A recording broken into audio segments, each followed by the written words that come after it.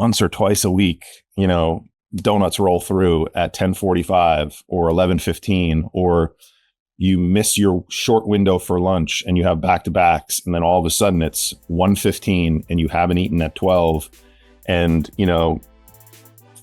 Fat Frank is going to get chicken parms, and you're like, take them.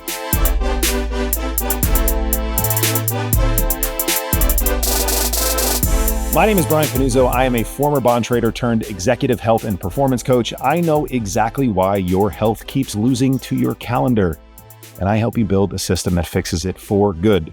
I know your world as a financial professional from the inside because I lived it for 20 years. Welcome back to the Success Lift podcast. I am your host, Brian, and I appreciate you being back here. As I mentioned last week, if you didn't hear the episode, I'll do a quick catch up. We are on summer break. You are listening to internal podcasts between myself and Coach Hal McKenzie. Last week, we talked about fat loss phases. We talked about the overall high level, what they are, how we execute them, some general concepts, some themes going in and out of them, how to preserve muscle, how to not go insane when we're in a fat loss phase, what's important, protein, carbs, fats. We broke all that down.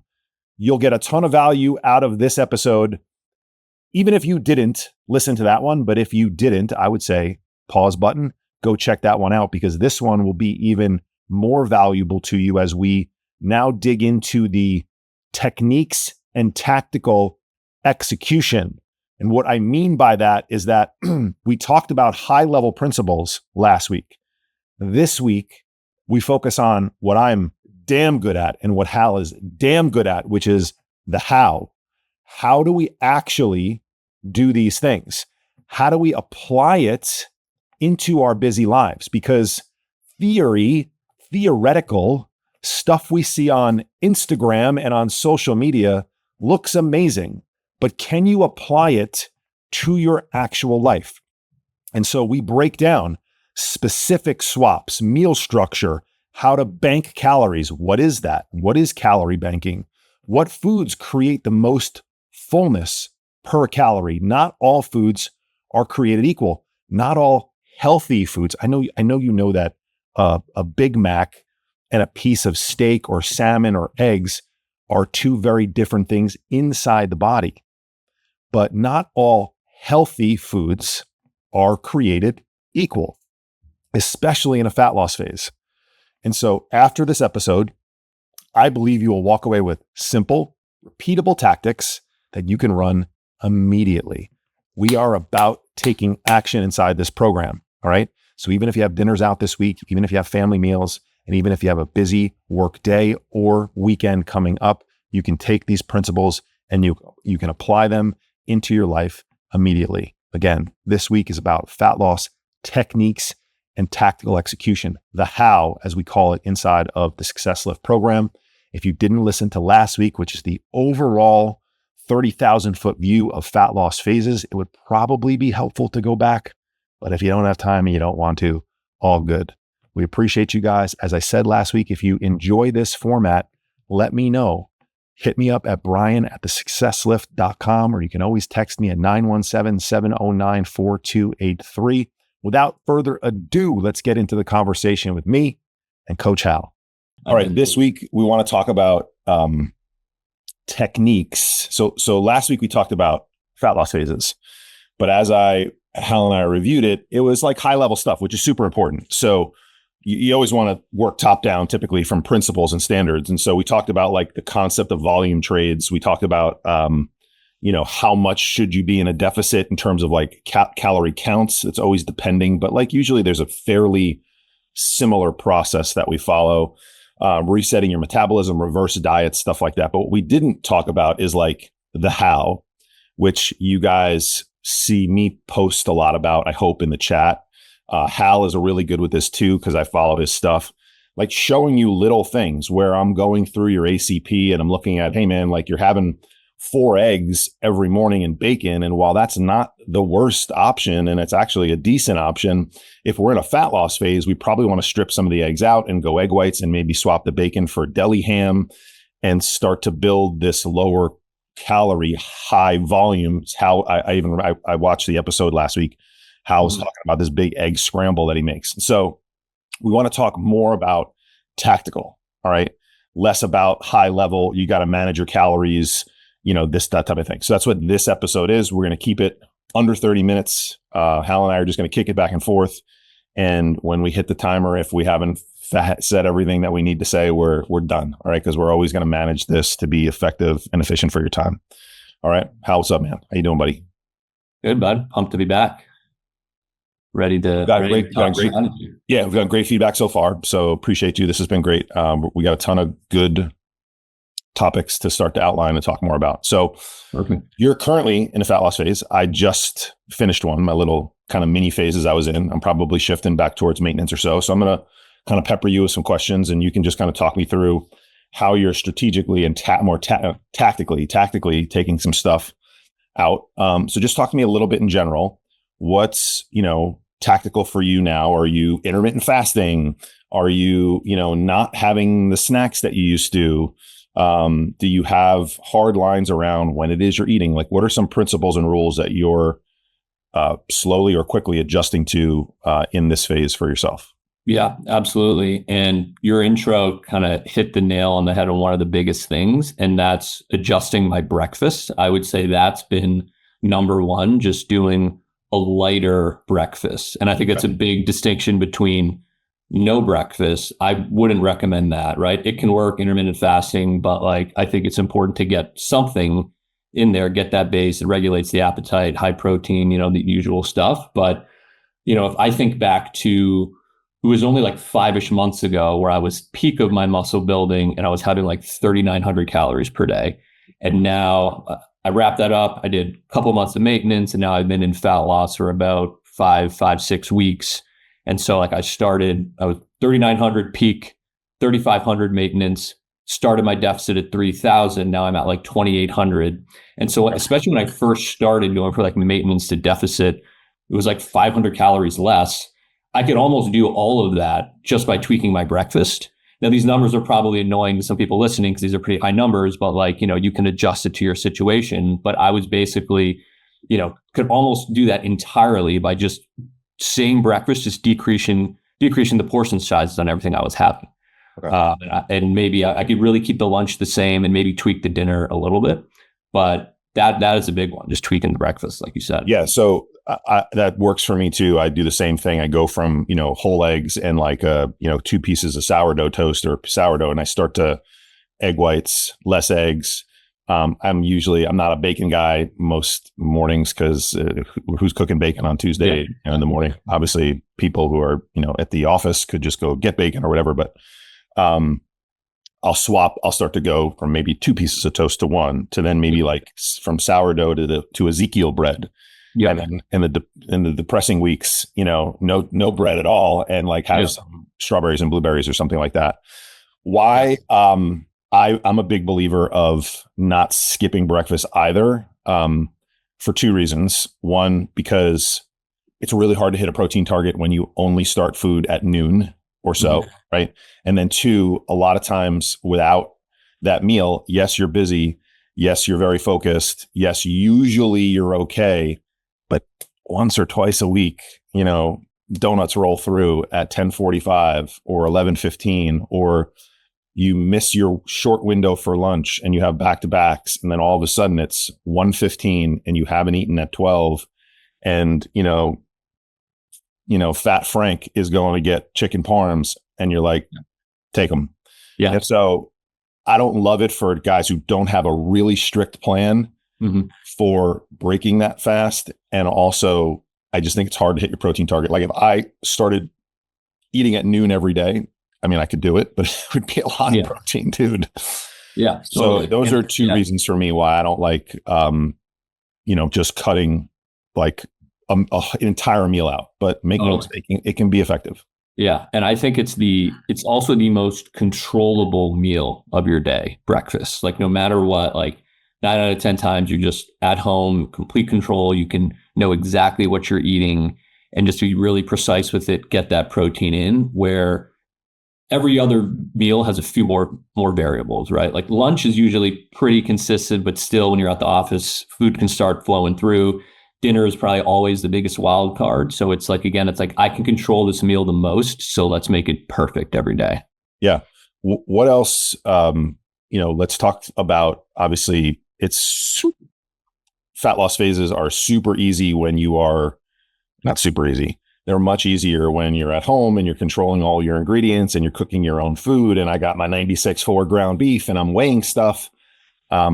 That's a life I probably live more so than other people right now. And I'm very aware of that. But I also understand the principles that I can take into the real world and outside of the bubble, as we call it in this program, and still get results. So do you look to limit your social interactions? Do you have principles that you take into social settings? There's obviously alcohol. There's food that's definitely cooked in more calories, aka oils and butters at restaurants. You can usually just safely add another 150 to 200 calories to any meal that you consume. If you looked at it, restaurant version versus Brian or Hal's kitchen version, right? And it's not like they're just pouring stuff on. That's just how it goes. Yeah. So what are some things that you do? Yeah, I would say, I mean, you got to be realistic to a degree. Like you're going to have your dinners out at restaurants, like those aren't going to go away. So it's more, I would say, limiting the other forms of takeout. I almost never do Seamless or Uber Eats anymore. And if I go back 5-10 years, I would do them almost every night for dinner.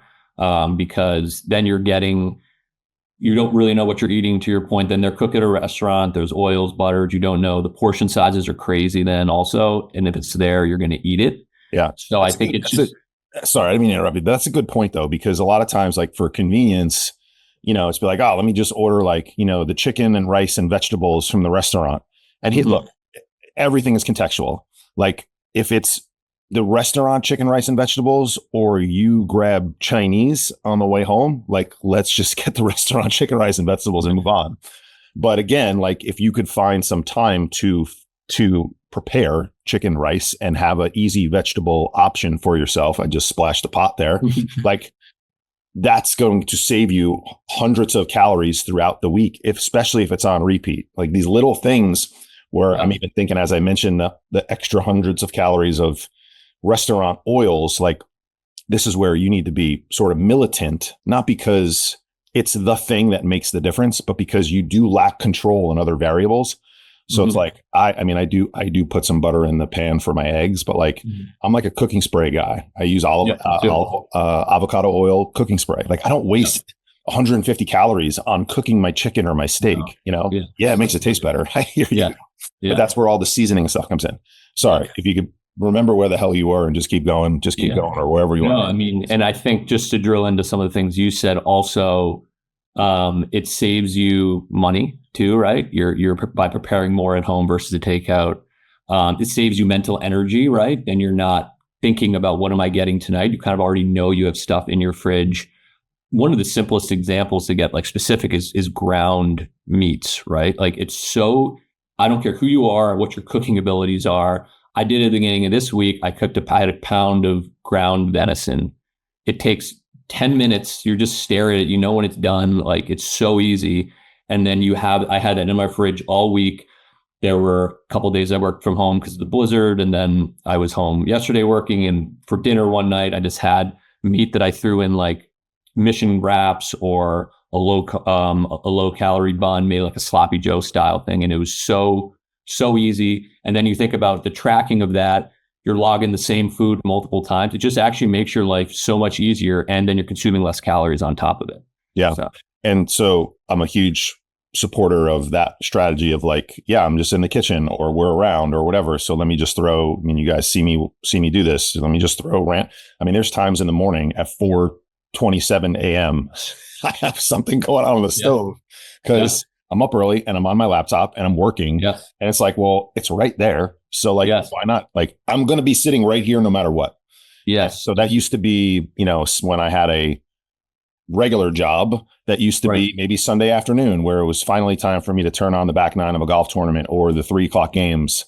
And I was just like, maybe just hanging out. And so like, why not do it, during those times? So absolutely, those are hot. And guys, like every one of you, 90% of you has somebody helping you at home, childcare, nanny, full-time people like some of you, like use them. We absolutely loved the woman that worked for us every single day in New Jersey. Mhm. She was amazing. She was she could make rice and beans, but like I'd never have her make a meal for me. Right. She can't fuck up ground beef. She can't fuck up rice, so Yes. use people around you as your support system. Our wives, if for the guys, your wife, if she stay at home, the last thing she wants to do is start meal prepping for you. But if you are like, hey, listen, this would really help me at any point of the day, could you maybe, if like there's so much help and support around you, just use it. Use it. Yeah. And even if it's just you, if you're working from home one day out of the week, which I feel like most people probably still are, you need is 10 minutes in between a meeting to throw that meat on the stove or throw some other protein in the oven. And then you got what you need for the basis of 5 meals waiting for you for the rest of the week. So just use that time that you have. Yeah. Let's talk some strategy, like tracking strategies. You mentioned still being out. Obviously, when you're cutting your calories from, say, 3,500 to 2,700, 2,800, yes, of course, that's still a reasonable total calorie amount. I last dieted at 3,100 calories. I get it, all of you. But ultimately, it's still relative. And I am going into an evening out with, far less calories than I normally am. So like, what are you doing throughout the day or the week? Are you aiming to try to get to 2,700 every day? Are you allowing yourself, a couple of days? I'm not talking about that, like, Super Bowl Sunday one time during my fat loss phase where I was like, I didn't really get that freaky, but like, like, oh, I'm going to have 4,500 calories instead of 3,000. So I'm talking about like, date night once a week. Like, are you planning once or twice a week for 3,500 calorie days and then building in much lower days? How are you approaching in general your calories for the week? Absolutely. I would say I regularly bank calories. Yes. So meaning I will intentionally during the week, usually you're banking for the weekend, maybe not, it's schedule dependent, but usually that's what most people are doing. And I will intentionally try to come under, not hugely, right? But like if I'm at 2,700, if I'm coming in, yesterday I came out at like 2,600, right? And so, that could be because I know I have an actual dinner on the calendar, or I just kind of assume it's going to happen on a Saturday. Like today I'm going back to hang with my family. I don't even know what we're doing, but there's going to be more food and drink flowing around probably. So like I've already know heading into the schedule, like I've banked calories for this weekend. And I think that's a better way to do it. Like even if you aren't sure, just kind of assume. And then if you need those calories later, you can go over, or you just keep staying under. And there's nothing wrong with kind of staying a little bit under your target. You will then lose weight a little quicker. And as long as it's not overly aggressive, that might just get you to your goal quicker. So there's only upside to doing it. Yeah. So I love all that. I noticed I've talked about this before. I even have a video module on like protein and fiber leveraging. But what really became aware for me over the course of 6 weeks was this almost mandatory, like I need to have, for me, it was 2. For some of you guys, maybe it's just 1, depending on total calories. But I was calling it this high leverage meal. I need to have 2 high leverage meals in the day, which meant very low calorie, very high protein. And if I can get some fiber in there too, amazing. So I'm sure you saw me endlessly posting, like I hope in the group chat, lean ground beef, some form of like the low carb, the mission carb balance wraps, peppers and onions, broccoli, hot sauce, like something that looked like that. That was always a sub or around 400 calorie meal, depending on what I put in it. And it was like 60 plus grams of protein, depending on what I put in it.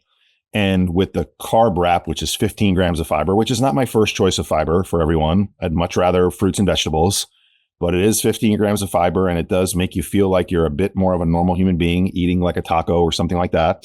So I'm a fan. I was eating 2 of them a day, but like that meal got me between 15 and 20 grams of fiber if I had other veggies in there. And I felt normal and it was tasty. And like, so that was one. and then a big egg scramble with some ham, low fat mozzarella cheese. Like that was another one for me where it was like, depending on what was in there, 300 to 400 calories, 500 calories, max. And I was getting 70, because of all the egg whites, 70 grams of protein in there. So all this to say, like, find one or two meals that you can either literally eat the same thing, or if that concept is like, I'm not eating the same thing every day, slight tweaks, right? Slight tweaks. You guys see all the slight tweaks that I make to a lot of my meals. But the high leverage meal is really important. I that cemented it in my mind this past 6 weeks for me, or the 6 weeks that I was cutting. By the time this comes out, it's March. For you to like really make sure you get ahead. So that gives you flexibility later in the day, if it's a normal day, or it allows you to bank for what Hal was talking about, which is more typically your date night on the weekend, or just social settings when you're around and can't just like decide to stay in. Yeah, completely agree. And that's like I like on the weekends to be heading into my dinner knowing that I probably only need 30 to 50 grams of protein in that meal to hit my target, because I've done those high leverage meals earlier in the day. And I think that's another important point, where even when it's a weekend or any sort of, event where there's a little more obstacles, like you can probably still control your breakfast and lunch pretty well. And dinner is the bigger wild card in those situations. So dial in those meals and then leave yourself that flexibility to have higher calorie, lower protein meals, maybe some alcohol, and you can still stay on plan.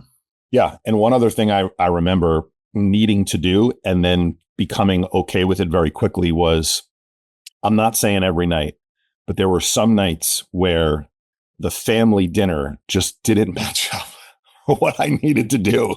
Totally. I had 450 calories left. And like, Mila's like, I want pasta tonight. Mm-hmm. And so I'm not saying you need to balance this for yourself and you need to figure out what's the best thing for you.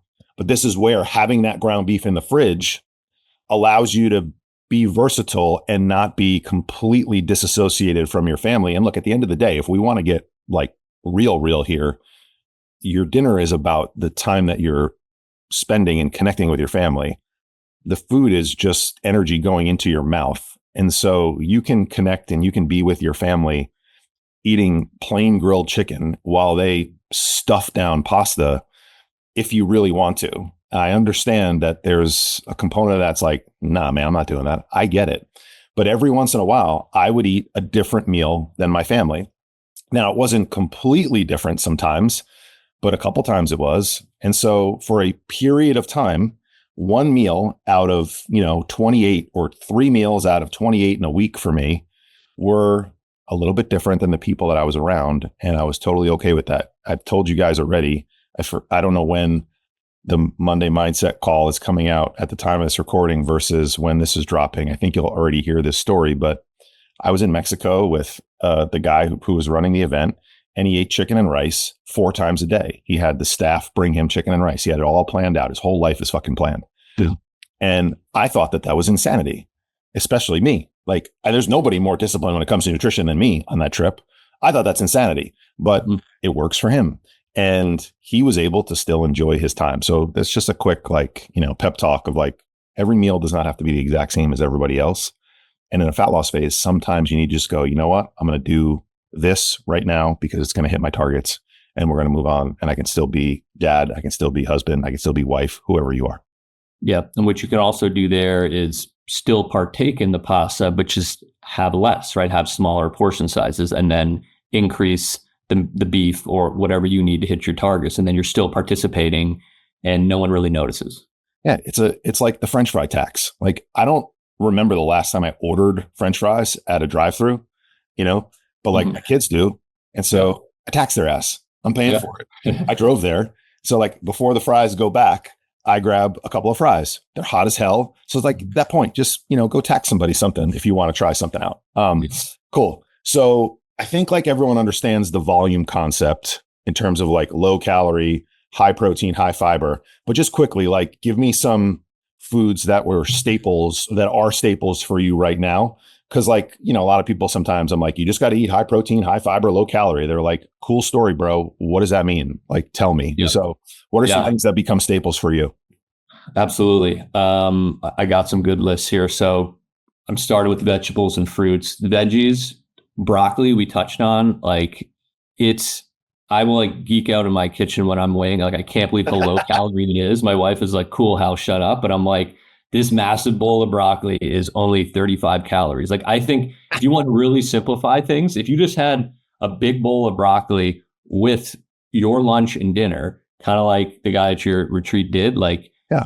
that, and you did nothing else, you're probably going to lose some weight. I bet. Like it's Yeah. crazy how much you can eat, and for almost nothing calorie wise. So, and I have these bags that I keep frozen broccoli in my fridge. And I discovered this brand recently where you just throw the bag as is in the microwave, 4.5 minutes. It comes out as perfectly steamed broccoli, and it's like a massive amount that can serve me and my wife across like 4 or 5 meals. So I use it for one meal, I leave the rest in the fridge, and I'm just using it throughout the week. And it's just crazy how low calorie, and it's obviously one of the healthiest foods there is. So that is like a complete staple. Other ones, cauliflower, mushrooms, peppers, asparagus, all of them. I mean, these vegetables and really fruits in general, it's crazy how low calorie they are. Like you almost can't go wrong. You can only screw it up really if you're then dousing them in oils or butter, but you can do a little bit and it's fine. On the fruit side, the number one that always stands out to me is strawberries. Similar experience as broccoli. It's just crazy how they're so high volume, a lot of water in them. Like if you ate 200 calories worth of strawberries, you'd be like full. Like it's just hard to do. Yeah. Watermelon and apples, those are other ones. So I kind of start there with the fruits and veggies. While you're on the fruits and veggies, I posted this I talk about all this stuff. So sometimes when I see these videos, I'm like, I fucking tell my guys all this already, right? Like Hal talks about this, but I don't take the time to do the nice. Right. I know. Videos. That's a lot of work doing that. Yeah. I know, dude, it is. Or you could just, what I need to do is just pay somebody to start doing this stuff. Yeah. But this was a cool video. This dude, who I've seen some stuff of already, and I'll probably keep sharing because I kind of like his content. He's going over 100 calories of food. Like, do you see the blender on, I guess, I don't know what side it is, but it's on my right side, Dude, it's a massive Vitamix blender size full of food, carrots, strawberries, apples, broccoli, 100 calories. I remember last week, the barbell bar with the charcuterie board of stuff. Like, this is what we're talking about. We're talking about volume. And here's the thing. Remember, we're not just comping against like cheeseburgers, because that's obvious. Like dates, they're real food, but like they're highly calorically dense, you know. Mm-hmm. Dried mango. I love dried mango. You can overeat dried mango pretty quick and it's calorically dense. There is 100 calories of food in both of those. And other than the granola, which like some people think is healthy, but I hope you guys know is a fake health food. Other than the granola, he's got dates, walnuts, and I think he put dates, mango, the granola, and then I think he put a little bit of walnuts in there. And these are all generally accepted healthy foods. Mm-hmm. So it is a skill that we're talking about here, which is why we're digging into this episode, you know, sort of subcategory, going down a little bit more tactical for you guys, because it's a skill. It does require grinding a little bit. It does require preparation. Those two things are important, right? What I did over the last 6 weeks was I had a plan, right? Which you guys all have being in this program. I had accountability, which you guys have in this program. And then there were moments where I had to grind, but just moments, because of all this stuff that Hal and I are talking about, of inserting these sort of system-based foods and meals into our day, where it's like, all right, dude, for a period of time, like I can smash strawberries. I love those, you know? Do I want to eat ice cream? Of course I do. But like, do I realize that I can eat, you know, like 25 minutes worth of strawberries to hit the same calories as ice cream? Like, yeah, all right, dude, I'm going to take the strawberries. So yeah, exactly. That touches on like a psychological element that I kind of like to say to my clients, where like if you're a little bit hungry, you should take that as a good sign. That means you're doing something right. That means you are in a deficit. So don't be like, try not to get upset about it. Try to be like, all right, this is great. It's working. One of my favorite quotes from Dan Go, I'm sure you're familiar with him. He's a big guy in the health space, is like hunger is fat leaving the body. Like think of it that way. And I think it's a really, really effective line. and just embrace it, because that means you're doing something right. Now, you don't want to be starving, like there's a line there, but a little bit of hunger, that's a good thing. Yeah. All right. Before we wrap up, so you gave me like a lot of fiber and volume. Tactically, what are you doing for protein? Because we've been talking about protein and fiber a lot. So tactically, what are you doing protein? Yeah. I mean, food wise, I go back, egg whites, we've talked about, huge one, non-fat yogurt, whitefish. I think that's a real underrated one that, Yeah. especially, I can't get there a lot, but yes, absolutely. Oh, really? Yeah, we make like fish tacos, like cod fish tacos. Okay. And honestly, so I mean, let me back up. Shrimp cocktail, you guys know I'm a shrimp cocktail drug dealer at the restaurant for your appetizers, right? So I should back that up. But if like you're asking me, like I'd rather go with the grilled chicken, yeah, which is the boring as fuck version of on the poultry side, than the whitefish personally. So. Yeah, I mean the grilled chicken was next on my list, right? So it's either way, but I think for people who like it, especially when you're eating out, not always, but sometimes you can find one on the menu, and if it's definitely like a place with a raw bar, like you said, then you're in really good spot with like the shrimp and the crab. But if we're talking about like a halibut, a cod, a tilapia, mahi, it's another one to think about. I think when you're on vacation, you're in a Caribbean side there, then you got it there, and that's a whole nother really good strategy. Tuna steak too, yeah, like tuna steak. Yeah. Oh yeah, absolutely. But in terms of like protein to calorie ratio, hard to beat a whitefish. Yeah. No, I agree. Actually, now that you list them all, I'm like, yeah, I would eat that. I just don't like cooking it, like smells in my kitchen. Yeah, it's great. I would say I rarely cook it. I'll whip up shrimp at home. Yeah. I don't, but like actually like a halibut fillet, if you can do salmon, like you can do whitefish. So if you're out at a restaurant and you can handle people, potentially kind of jumping on the pile, like actually ordering the halibut, ordering some sort of whitefish is not a bad idea, because you're starting with a really low calorie base. So if you still add 150 calories of oil on top of that, we're still not talking a ton of calories. If you're going with the lean fillet, that's still a good option. But remember, that base is like 175 calories versus 500 to start almost, right? Maybe that's a little dramatic, but probably not far off. Yeah. And then you add the butter on top. So now you're probably talking about a 350 calorie piece of protein versus a 650 calorie piece of protein. Both are good choices, but like, again, this is where if you can stomach the ridicule, getting the whitefish at the restaurant may not be a bad idea if you're just looking to keep total calories down and you don't care. Two that I would mention really quick to add on is lean up your ground beef. Like lean it up, like as much as you possibly can, as much as you possibly can tolerate. For me, that's 96.4. There are leaner options out there. I think that's crazy. 96.4 definitely is not something that you just want to spoon into your mouth dry, like with no seasoning and no compliments, but in a bowl with peppers and onions and broccoli and a little bit of rice or Greek yogurt or hot sauce, it's freaking almost the same thing. And I was showing a friend at dinner last night the difference between 85-15. He has no clue. He's like, I eat ground beef. I'm like, I know, but what's the percentage? And his wife was like, definitely 80-20 or 85-15. Totally. So you're ripping out half the calories. You're keeping all the protein. Mm-hmm. Lean steaks. That's why I love the certified Piedmontese. I wish I get paid every time I mention them, because I wouldn't be coaching you guys anymore. Those are two options that I lean on a lot, because look, at the end of the day, man, I don't like making the whitefish, and there's only so much fucking grilled chicken you can eat. So that's where I lean heavily towards. Absolutely. Sirloin steak, another really good one, but yeah. Cool. All right. Episode over. Thanks, guys. See you on the next one. Thanks, everyone. Thanks, Hal. Appreciate you.